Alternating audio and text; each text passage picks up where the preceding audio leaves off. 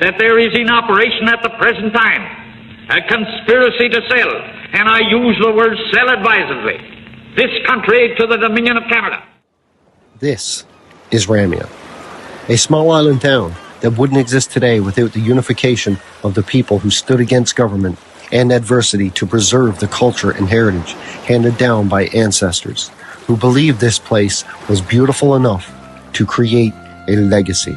In the 1950s, the tiny island of Ramia off Newfoundland's south coast faced a trial that threatened to erase its existence. Home to roughly 600 souls, this fishing outport was a patchwork of salt box houses and stages perched on granite, where cod was king and community was everything.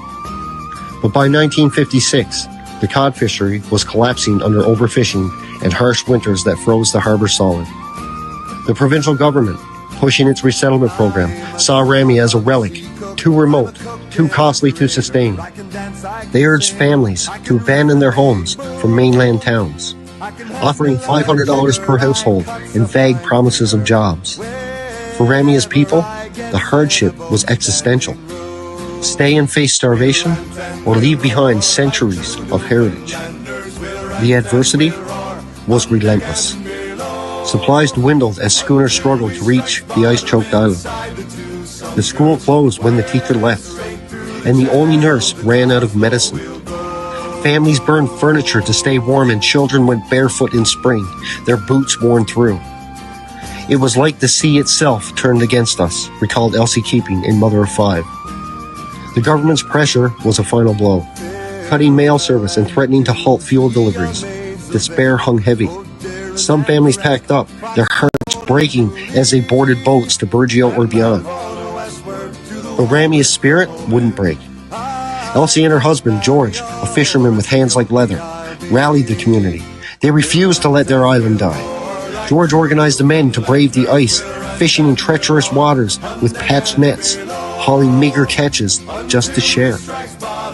Elsie led the women in preserving every scrap, pickling fish, boiling seaweed for broth, and knitting sweaters from unraveled blankets to trade with the mainlanders. The church became their fortress, where they sang Newfoundland shanties and planned resistance. Youngsters like 14-year-old Tommy Penny scoured the cliffs for gull eggs and berries, their small hands feeding families. Their triumph was hard won. In 1957, Ramia's people struck a deal with the government.